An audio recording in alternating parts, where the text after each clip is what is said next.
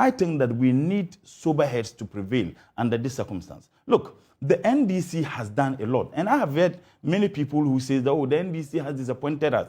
They have every justifiable reasons to be disappointed, to be angry with us. I went for a program on a sister station. When I came to take my car, someone was driving and saw me and rolled the glass. Honorable, you guys have disappointed us. And I said, look, it's just like a criminal who has stolen.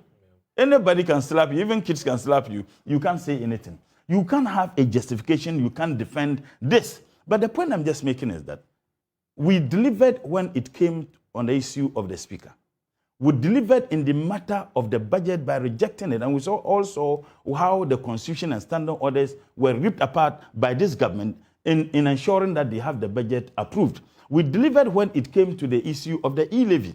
And we also saw how the MPP indeed disregarded the constitution and the standing orders and had the e-levy, passed. Unfortunately, we couldn't deliver in this matter. And there was another issue that we couldn't deliver. I'm not not holding brief for us, but I'm saying that for me, if we are going to be tearing each other apart on the matter of those people who betrayed and those who didn't betray, you'll be shocked to realize that those who are now even the loudest perhaps didn't even vote on the party. But we have a situation where your general secretary now is putting out names and it's become part of the... No, I have a problem when I express same to him. Okay. I am not questioning why he did it, but I personally have a problem. There must be consequences. And I have a... No, I'm saying that... I'm for those who betray the party. I am not saying there shouldn't be consequences. But how do you find them? But I just asked a question. His point is that... How about those who voted but didn't capture? So now, they wouldn't be mentioned.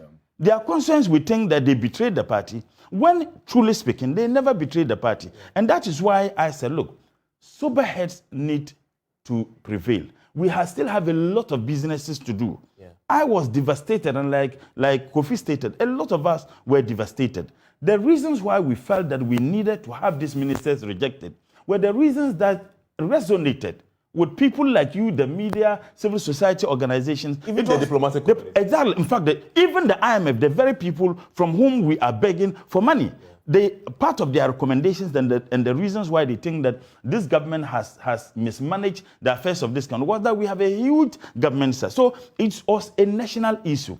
I have heard people who are neither NDC members or MPP members, but they have so much hope in us. But it is important for us to state, in this Fourth Republic, I don't think we have ever had a minister rejected. And I'll give you an example. In the Fifth Parliament, and ironically and interestingly, our current National Secretary, in the Fifth Parliament, NDC had 113 members of Parliament. MPP had 108 members of Parliament. So it was just a difference of what? 5 members of Parliament. You remember Honorable Fifi's approval. The MPP issued a statement, in fact, a 3-line whip that they should not approve Honorable Fifi. But at the end of the day, he got 117 votes.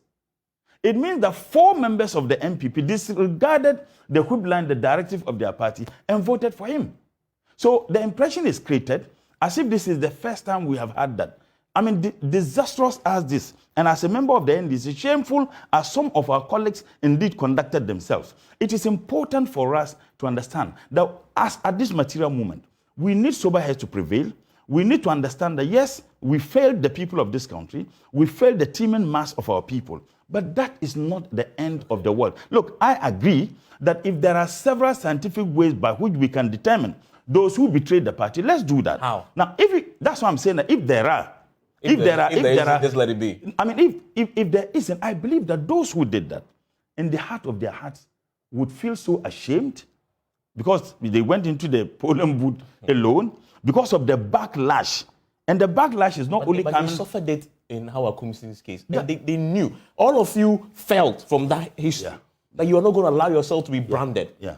They knew that. And it's the second time. You see, human beings, you can't tell. You see, I will go into the polling booth with my clear conscience. I will go in there. Someone goes in there for other reasons. I did indicate that I didn't want to say some of the reasons why people, particularly in this parliament, vote the way they vote because it's an academic work and I haven't finished with it. But it will be interesting that, inshallah, by the will of Allah, when I have my Viva... Let me bring your lecture and I'll come to...